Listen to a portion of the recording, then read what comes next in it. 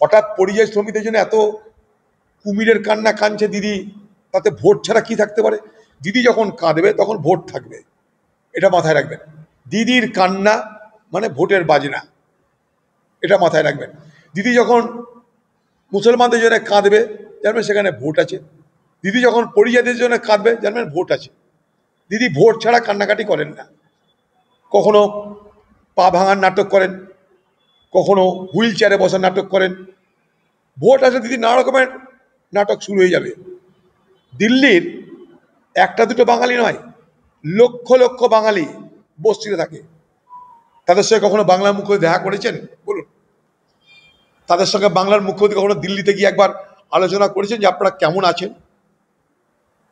করেছেন না। সেই জয় হিন্দ কলোনিটা কারা করেছিল? Forward block. তখন গৃহমন্ত্রী কে ছিল? এল.কে. আডবাণী। দরবার করেছিল ফরওয়ার্ড ব্লক। আপনি বাংলার মুখ্যমন্ত্রী, কেন্দ্রে আপনি যান না তা তো নয়, দিল্লিতে আপনি যাচ্ছেন না তা তো নয়, অমিত শাহের সঙ্গে মিটিং তো করছে আপনার লোকেরা, প্রধানমন্ত্রীর সঙ্গে দেখা করতে অসুবিধা হচ্ছে না আপনার?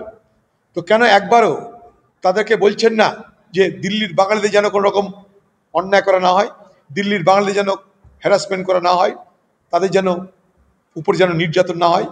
বাংলার মুখ্যমন্ত্রীর পক্ষ থেকে সরকারিভাবে কোনো প্রতিবাদ হয়েছে? সরকারিভাবে কোনো দাবি করা হয়েছে? না।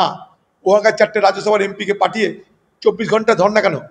24 দিন ধর্না করুন না বস্তিতে বসে, ওখানকার বসিয়ে থাকুন, ওখানকার বস্তির মানুষের থাকুন আপনারা। 24 ঘন্টা নৌটঙ্কি করে কী লাভ আছে? একবার গেলেন, দেখা করলেন, চলে এলেন, 5 স্টার হোটেল থেকে খাবার গেল, 5 স্টারের খাবার খেলেন বস্তিতে বসে, তো পিকনিক। ওদিকে পিকনিক হবে, এদিকে 21শে জুলাই পিকনিক হবে। আর মানুষের জন্য বিচারের জন্য সেই মানুষকে কোর্টে গিয়ে তাদের ব্যবস্থা করতে হবে। আর আপনি চোরদের জন্য কোর্টে যাবেন, কিন্তু শ্রমিকদের জন্য যাবেন না, পরিযায়ীদের জন্য যাবেন না। এই পরিযায়ীদের যখন করোনার সময় বাইরে থেকে আনার জন্য ট্রেনের ব্যবস্থা করা হয়েছিল, আপনি তখন বলেছিলেন পরিযায়ী ঢুকবে না, কারণ তারা করোনা এক্সপ্রেসে ঢুকাবে, তারা সবাই করোনায় আক্রান্ত, তাই পরিযায়ী শ্রমিকদের ঢোকানো হবে না।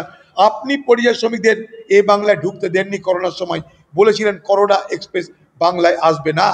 আজ নাটক করছেন। বাংলায় এত বড় বড় বিষয় আছে, সেখানে আপনার মাথা ব্যথা নাই। আরজি কর নিয়ে মাথা ব্যথা নাই, কসবা নিয়ে মাথা ব্যথা নাই, এত হাজার হাজার শিক্ষক শিক্ষিত আন্দোলন নিয়ে মাথা ব্যথা নাই। কারণ এদের ব্যাপারে যে আলোচনা চলছে সেখান থেকে আলোচনাকে ঘুরিয়ে দিতে হবে, ঘুরিয়ে দিয়ে অন্য লাইনে নিয়ে যেতে হবে, যেখানে ভোটের লাভ হয়, যেখানে ভোট নিয়ে নতুন কারবার করা যায়। আপনি নিজে মুখ্যমন্ত্রী যান দিল্লিতে, বাঙালিদেরকে নিয়ে আসুন, বলুন আমি বাংলায় কাজ দেবো, চিন্তার কিছু নাই, আমি বাংলায় কারখানা করছি, তোমরা এসো, চিন্তার কিছু নাই, করুন। আরে বিধানচন্দ্র রায় বাঙালিদের নিয়ে গেছিল ছত্তিশগড়ে, আন্দামানে ব্যবস্থা করেছিল তাদের, দিল্লিতে এই বিধানচন্দ্র রায় ব্যবস্থা করেছিল, তিনিও মুখ্যমন্ত্রী ছিলেন। দুর্ভাগ্য আমাদের সেই মুখ্যমন্ত্রী দেখা যায় না বাংলায়।